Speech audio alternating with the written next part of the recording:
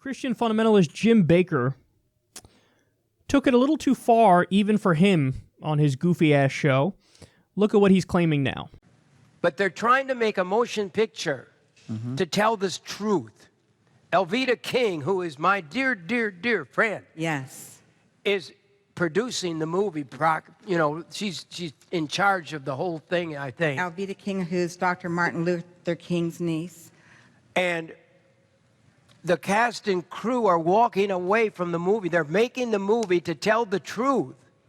But Elvita King says the cast and crew of Roe v. Wade are rattled by Hollywood. And they don't want the movie produced because people are going to be shocked that this whole thing is a lie. Yeah. This whole thing is fake again. It says here that we won't be able to get an abortion tomorrow if this movie comes out. That's right. They don't want the truth to come out. And here in America, we don't have the freedom to produce a movie that tells the other side. People, you don't understand where we are. I've been hesitating to tell you what's going to come next, one of the things. But they're going to begin to kill the Christian leaders in this country. I don't want to say it. I've known it for many, many years, but I knew it would come. And I believe God has told me that it will be, it's going to happen very, very soon. They're getting desperate. Dude, pump your brakes, man. Relax. Nobody's coming to hurt you. Jesus Christ, these guys are so out of their minds. I mean, imagine living in a country where it's over 70% Christian. Imagine living in a country where 56% of the population thinks the God of the Bible is real. Imagine living in a country where 28% of the population not only talks to the Christian God, but thinks the Christian God talks to them. You have overwhelming majorities that are Christian in the Senate, the House, and at this state level. And you're like, we're under attack. Where's they're going to come for us? They're going to come kill the Christians. They just started a religious liberty task force in D.C. Trump is trying to start that. Religious liberty task force, that's like Christian Sharia law. They're trying to impose on us as they're trying to impose on us. They don't even get that this is a secular country. It's fucking mind-blowing. Nobody's coming to kill you, dude. Again, people on the right have a tendency to make fun of the left because it's like, oh, with your victim complex, and all you do is the oppression Olympics all day long. What the fuck do you think this is? This guy sitting in his comfy studio is screaming about how the people are coming to kill Christian leaders.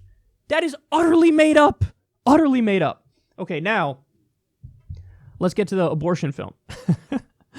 I really want to watch that. Because it's going to be so bad. I like how they made up a quote. There's no way that quote is not made up. That was in the Daily Caller. They're already shitty.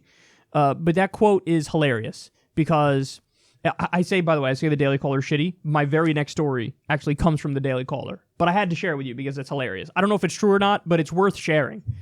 It has to do with Bill Kristol, but we'll put that off for a second. Okay, back to the Daily Caller.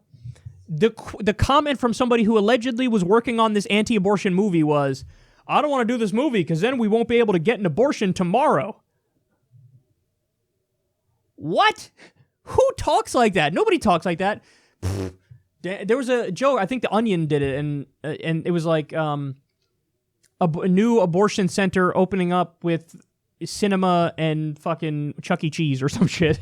And Republicans thought it was real. They were like, can you believe this? It's an abortion center and it's got all this entertainment. Idiots, it was satire. It was a joke because nobody actually thinks of it like that. Nobody's like the Sarah Silverman joke. Yeah, let's go grab a burger and an abortion. Like, nobody does that. This idea like, man, I was going to do this movie, but then I realized I can't go get an abortion tomorrow. That's not... They're unreal. And then, dude, the reason why I'm sure the cast is fleeing this movie is because they know it'll tank their future, not because of the issue they're doing it on, but because it's going to be so objectively shitty. Because if there's anything that the far right doesn't know how to do, it's make art. Because they're too preachy. Now, listen, I'm not begrudging them that because I'm preachy. That's the whole point of my show is I have a perspective and I give you news and information, but then I give you my perspective. So I'm not saying preachy with a negative connotation. I'm not doing it to put them down. I'm just saying it as a dry factual matter. On the far right, they're really preachy. So if they're doing some movie on abortion and trying to portray it as the worst evil, they're going to go over the top. It's going to come across as tacky and not real and goofy, and the acting's going to be terrible. So my guess is people are fleeing the movie because they know they're going to have no future, not because of the topic, but because it's going to be done in the shittiest way imaginable. So it is hilarious. I love this. But Jim Bakker, you got to relax, man. Somebody needs to give this guy a pot edible or something like that. Maybe that'll calm him down. Actually, don't, because marijuana makes me fucking really paranoid, and if this guy more paranoid would be devastating.